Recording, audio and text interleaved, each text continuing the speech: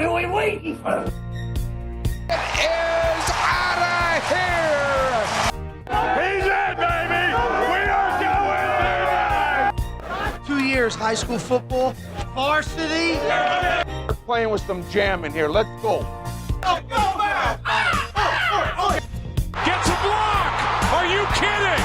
Deshaun Jackson still not in and now in for the touchdown, no flags.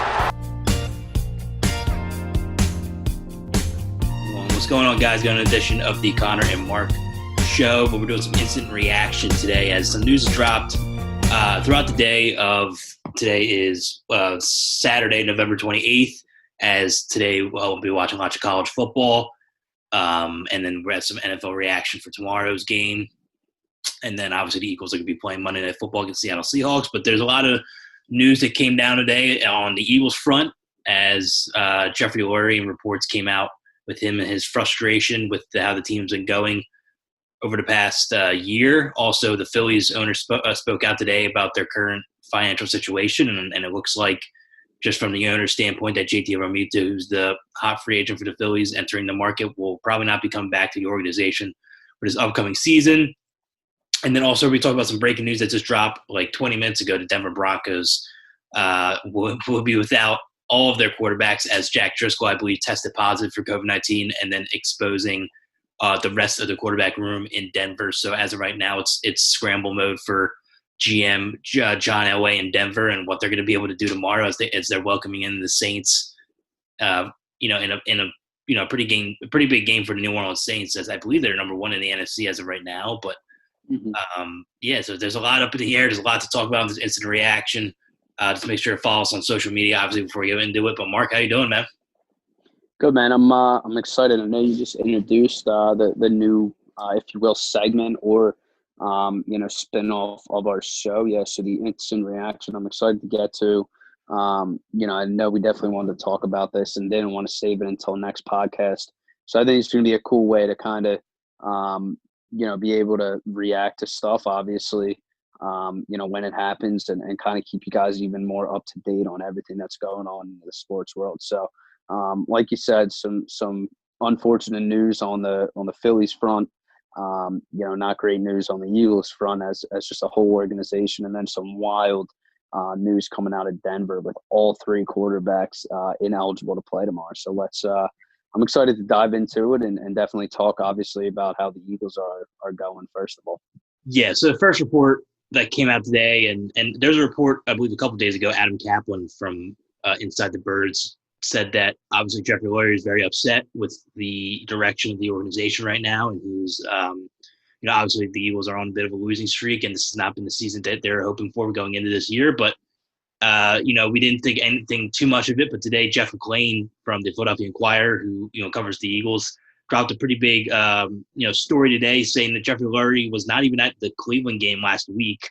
And he said in the report it was due to his anger about the current state of the Eagles and the organization. I believe the Eagles reps told reporters that he was, quarantining ahead of Thanksgiving so he could see his mother for Thanksgiving, which, I'll take them for the word that that's the true statement. So, but other than that, I believe Jeff McLean's sticking to his story, and what he said is, as of right now, the Jeffrey Lurie is not happy about where this team is. And I believe also on Inside the Birds, Joe Banner and Paul Domowitch was talking, and I saw another report, I think this was about 2 hours ago, and this was regarding Doug Peterson, and I think he said, quote, he wouldn't be unhappy if he was fired this season. So that was a pretty big quote that was coming down. I believe it was from Paul Domowitch or it was from Joe Banner on one of their segments that they've recorded today. But I'll make sure I pull up that headline. But that's also big news. It looks like everything's just crumbling to the ground as of right now with this organization as they're entering a tough stretch. They're hosting Seattle Monday night, then they go on the road against Green Bay. They come back against New Orleans, and they go on the road to play Arizona. And these are some tough games heading into the final stretch of the year. But really, it just looks like that from the top on, this organization is struggling, and we want to get the instant reaction to it. I know this is kind of reminiscent of, in my opinion, the end of the Chip Kelly era. Jeffrey Lurie was obviously very disappointed in the way that regime was handling the organization, and he took immediate action. Obviously, fired Chip Kelly, reinstated Howie Roseman into the GM spot, and then that whole all season was a huge flip from personnel, player wise. So now I'm wondering, are we on this track again to see another type of regime flip? Now we have to see if Howie Roseman's job's in question. I know that Jeffrey Lurie and Howie Roseman are very close, and Howie Roseman's been with the organization for a while. But Mark, I'll throw this question to you. It looks like Doug Peterson could be on his way out sooner rather than later. And I know that it was not that long ago that he brought the first Super Bowl here to the city of Philadelphia in 2017. But how shocked would you be if Doug Peterson's fired before even the season ends? I mean, I would be obviously shocked if he got, canned before the season even ended and really had an opportunity to possibly turn this around for this team and obviously make a run at the playoffs with how bad this division is this year. And real quick, to touch on the whole Lurie thing and his, very, very, high disappointment level with this team right now. It's very understandably so. However, I feel like there's a very big rift in the organization. And when I say that, I think it really starts with Howie Roseman and that relationship he has with Jeffery Lurie. I think that, Doug can be the scapegoat and maybe is the scapegoat for a lot of these problems that the Eagles are enduring. Not saying that he shouldn't take these head on, but, that's why I say it's an organization. It's built with all these levels of leadership, and Howie Roseman is just as much as responsible as Doug Peterson is when it comes to not taking care of his responsibilities, which is drafting. And, he's done a really poor job. Doug obviously has to play with the team that he's given. And again, I don't know how much say he has in moves being made or in guys being traded and guys being drafted. He may have say, but it may be overridden at the end of Howie Roseman and the friendship of Jeffrey Lurie. So, for him to make that comment, it surprises me, but it also doesn't surprise me because I feel like there's a lot of dysfunction going in this organization right now. Guys aren't taking responsibility in areas that they should be for, the failures of this team and how they look this year. And finally, I understand Lurie's very high level of disappointment. I was just taking a look at the Eagles payroll here. And it's a large portion, very high contracts, obviously starting off with Carson Wentz, making about $32 million a year. Then it drops down. You have Lane Johnson, $18 million a year. He's done for the entire season. So that's a big investment down. Brandon Brooks, $14 million. He's done for the season. Alshon Jeffrey, he's been done for most of the season, $13 million. And the list goes on and on here. I'm not going to run that, but there's some guys' names on here. Javon Hargrave hasn't made an impact at all this year. He's been very quiet. $13 million contract. Deshaun Jackson, $9.3 million. He's done for the year. Marquise Goodwin, $6 million. So when you run down this list, it starts to, names that you start seeing producing are on the lower echelon of this salary cap list. Guys like Dallas Goedert, Miles Sanders, Jalen Reagor. So, it is upsetting. I completely understand where he's coming from. He's, putting faith in these guys that if he spends this money, that it's going to make this team productive. And this team and love and that we expect every year. And, with all these dollars being thrown out, the production isn't there and the wins aren't coming. And when you don't win, the organization obviously takes a turn for the worst. And it's sad to see that it might crumble as the Eagles are looked upon as such a great, well-built organization. So there's a lot of moving parts here. There's a lot of things that you got to look at, but all in all, I think Peterson's a scapegoat because a lot of these big moves and a lot of these contracts have not worked out and haven't produced wins as they've expected. Well, yeah, that's a good point they brought up about the contracts. And I think that Doug has been at fault for times at this season. I think the game plans that he's drawn up for a lot of these games have been lackluster. And obviously the fundamentals for a lot of players on this team has been disappointing to see. And Carson Wentz's regression has obviously been number one.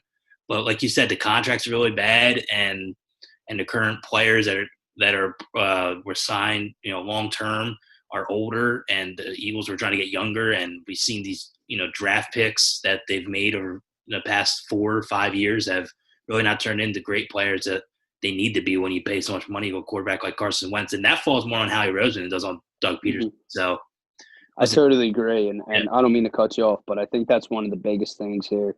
Again, it is sports, but it is a business at the same time. You're putting a lot of money into these guys.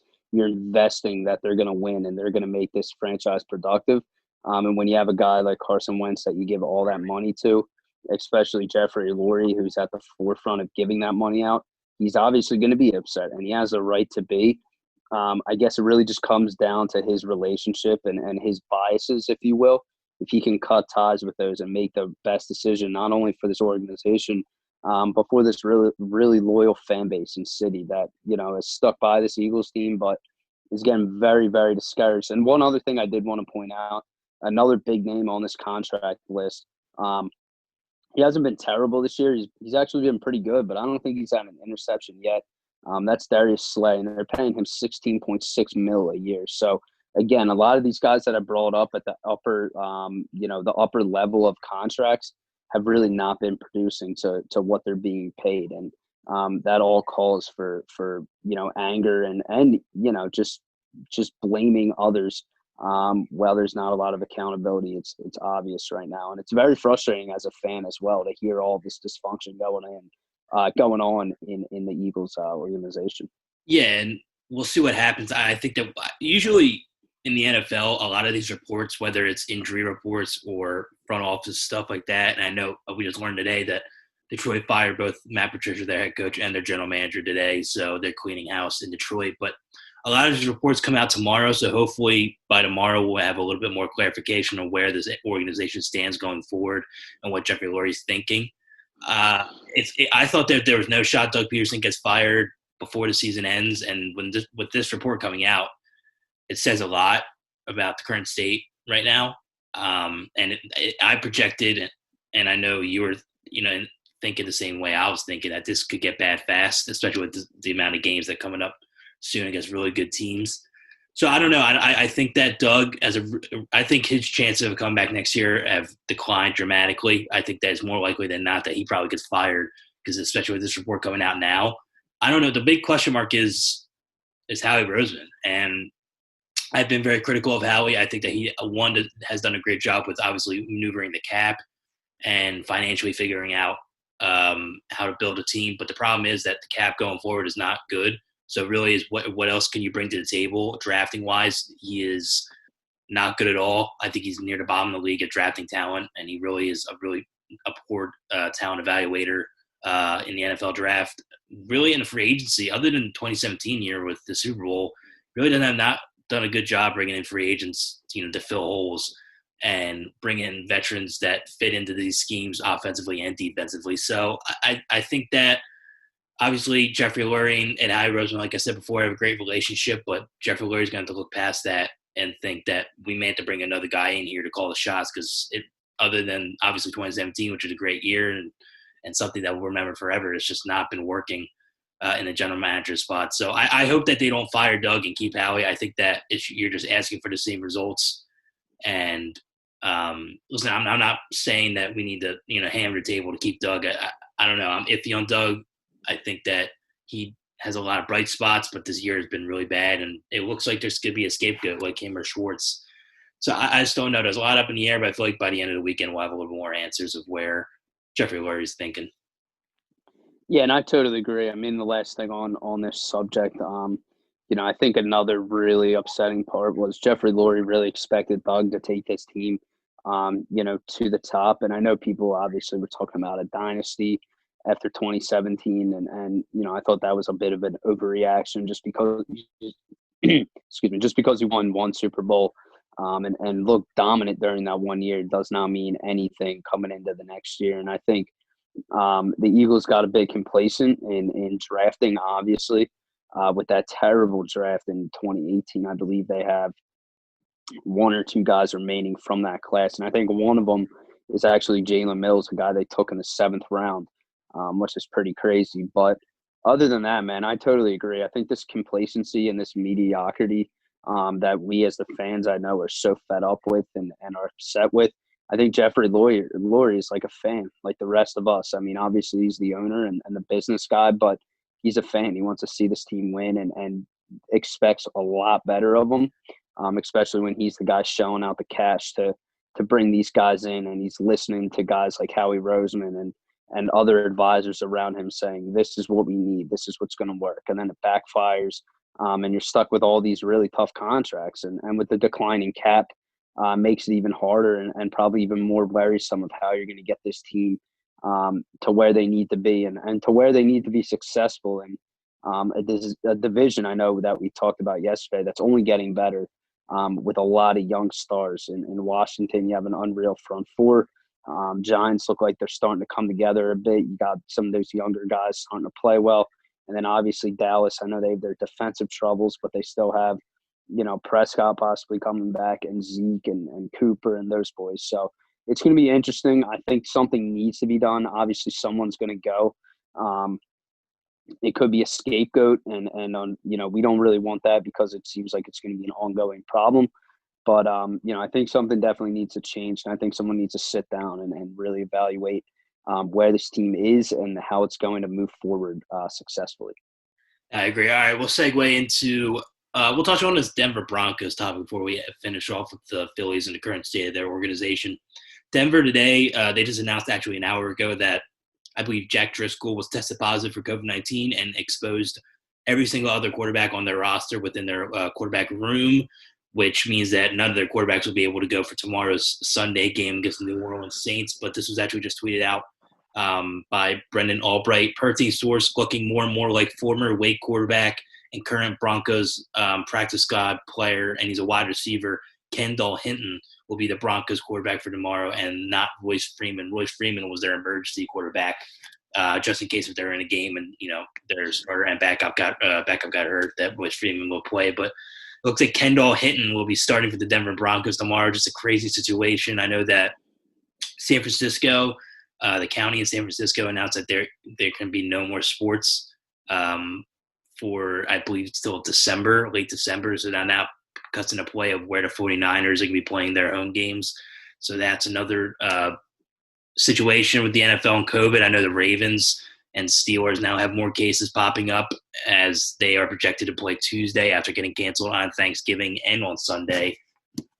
And then I believe, and then the Lions are cleaning house. So a lot of NFL news, a lot of news regarding COVID-19. But first with Denver, what's your instant reaction to this? This is really a crazy situation for the Broncos, and what do you expect for tomorrow? I know you picked Denver for your hot take of the week for the episode last week. So if you want to rescind that, I'm willing to give you an explanation and why you pick another game instead of this game. Well, I appreciate you letting me repick here. I know we talked before the show. I had no idea, and it's nothing. It's you're gonna raise your eyebrows every time you see this, and it is crazy that all three guys, the three quarterbacks, by the way, for the Broncos, are obviously Drew Lock, who's their starter, Brett Rippon is their backup, and then, as you said, Jeff Driscoll is their third string, and obviously all those guys have been exposed to COVID. So unfortunately, I am going to change my pick. I just think there's absolutely no shot that someone comes in here and, beats the Saints. I think they're just too much of a powerhouse. So for my hot take of the week, Connor, I am actually – this is going to come to a bit of a surprise to you. I'm actually going to go I'm going to go Eagles. I'm going to change my pick. Okay. I got no one else. I'm sorry. I don't like any of the other games. The second closest game that I like, I know it sounds crazy, the Eagles over the Seahawks. I know yesterday I said 27-20, but I think the Eagles are actually going to find a way to squeak this one out. They're going to win 30-24, and I think the Eagles are going to win this week. So that's going to be my hot take of the week. It's a very hot take, and it's kind of a backtracking take, if you will. I know you're just ripping on the Eagles and getting into them, but I don't know. You always got to watch the Eagles when they have their backs up against the wall. And I'm hoping they figure a way to slow and neutralize Russ and DK and take advantage of this poor defensive game. And hopefully they run the ball. That's really what I'm predicating this pick off of. I would love to see them really just put the ball in their best skill players' position hands, which is Miles Sanders averaging, I think, 7 yards a carry, where he's at this year. So I'm excited. I'm going Eagles. I am 4-5 in the hot take pick after last week. I took the Rams over the Bucks. So I'm gonna go with the Eagles. That's the hot take this week. Well, you're a little more optimistic than I am, but we'll end with this segment on the Phillies. So John Middleton, the owner of the Philadelphia Phillies, spoke today with media, and he basically, I believe he spoke with the media, but really what the big headline that came out of today, one headline, sad headline, Phillies cut workforce by more than 80 positions due to COVID-19. So they took a big hit, obviously, financially. But John Middleton was talking about he's reportedly expressing pessimism as the Phillies' chances of resigning JT Realmuto.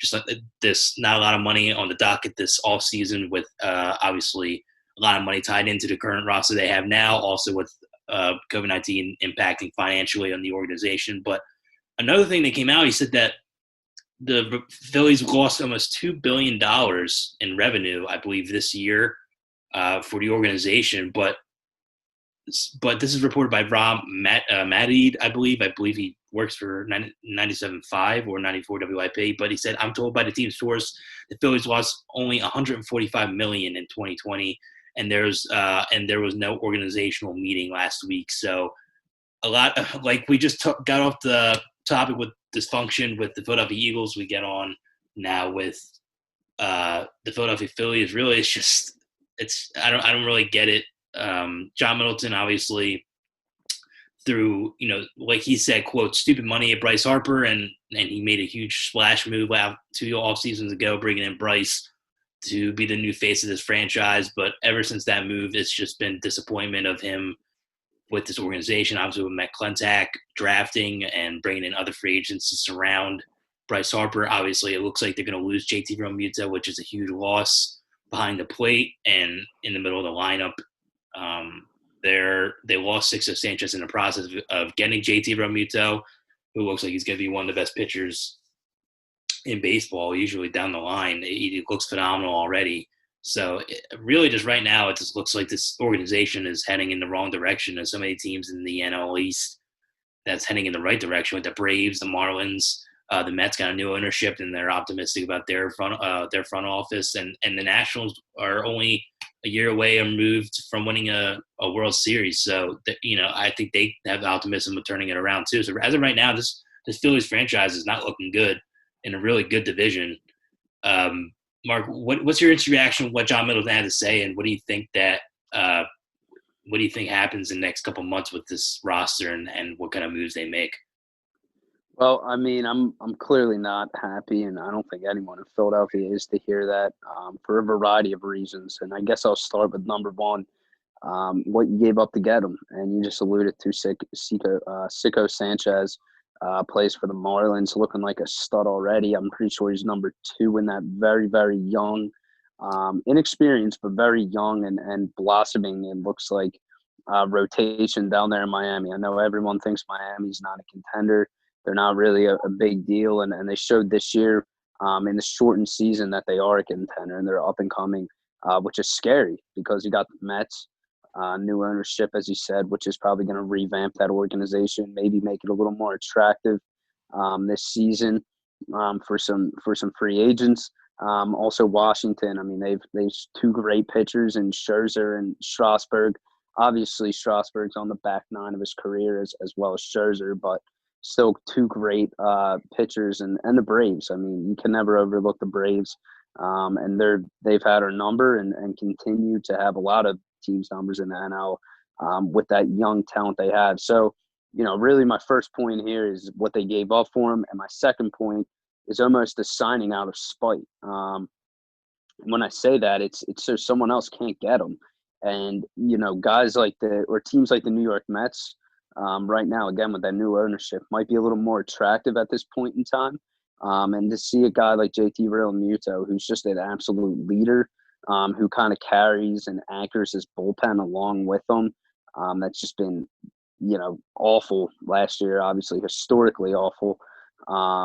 it's tough to see. You don't really know who's going to come in and replace him, how long it's going to be, and if he does go to another division rival team, I mean, it only makes it that much harder on the Phillies to win and win in the future as well. So, definitely not happy about this. And my final point about this that really frustrates me is, again, kind of touching on all your points, kind of piggybacking on them, but Middleton was not hesitant to shell out stupid money to Bryce Harper. Now it comes to a guy that Bryce Harper literally slams the table for, and advocates for, and wears shirts and talks about in the media, and makes all these references of how big he is to this team and how much he appreciates them and how they have to re-sign him. And when you give a guy that much money, when he's the cornerstone of your franchise that you're trying to build on and around, you're not helping yourself by not signing a guy like JT, where they have a really good relationship, which is clear first and foremost, but the production he brings to this team. And I don't think John Middleton's doing himself any favors by not bringing him back. I think he's actually hurting only the chemistry of this team and, the interest of Bryce Harper with this team. I know he has a no-trade clause, so he can't go anywhere, or a move clause, but it's very frustrating as a Philadelphia fan. And I'm sure a lot of those guys are very frustrated. They may feel like they're being given up on, or they're not believed in. Any of those circumstances just are not good for a baseball team that came off a pretty dismal and rough season. No, I agree. And we'll see where this organization goes. They have a lot of other holes that they have to figure out and fix. Even if they did sign JT Realmuto, they have to figure out the bullpen. They have to figure out center field. They have to figure out shortstop, second base. There's a lot of question marks with this organization. And even at the front office, they only have a new general manager yet. And I saw a report came out today. Theo Epstein is not interested in the Phillies job. And I know that was a hot name ever since he left the Chicago Cubs. But he looks no one is. Yeah, no one is. Yeah. No one's really deal with this. Yeah, no one's interested in the job right now. But it's winter. I think the winter meetings got canceled, but right around December, January is when these free agents for baseball start, finding new homes. So I don't know where the Phillies front office is going to go. They obviously need a general manager because they can't move forward without somebody making decisions. Hopefully John Middleton's not making any decisions because financially he's been, a burden on this team for a while. But we'll see what happens. I think that I don't know, with the dysfunction of the Eagles and dysfunction of the Phillies, and even though the 76ers have picked up on their slack, they've still been pretty dysfunctional over the course of the last 2 years. Makes us granted of what the Flyers have been doing, and makes us glad that they're not a total train wreck either. So hopefully the NHL season gets announced. Yes, hopefully the NHL season gets announced soon. But but I think that's it. I don't know if you have any more points left. Yeah, no, I'm all. I gave all my points. I love how we're doing this. It's kind of hot right off the stove, if you will. Yeah. On topics that just happened today. So definitely tune in. You can find these only exclusively on our YouTube page. Again, that's going to be at Connor Marks Show on YouTube. Definitely check us out on that page if you really enjoy our content, and we really do appreciate you checking it out. Make sure to hit the subscribe button. We're going to try to post maybe an instant reaction 1 to 2 times a week. Try to get these topics that are really big in Philadelphia sports, and also like this, very unprecedented time with COVID. Stories that pop up, such as the one that's happening in Denver. So definitely stay tuned. Look for it on there. We'll post it, obviously, the link on our Instagram and Twitter, but it's YouTube, Connor Marks Show, and definitely subscribe and like us, and we appreciate all the support. We're going to have some big guests coming on soon, and we appreciate everyone that listens. Yeah, no, I appreciate it. All the people who are listening. But yeah, this is Connor Marks Show, Instant Reaction. We'll talk to you guys soon.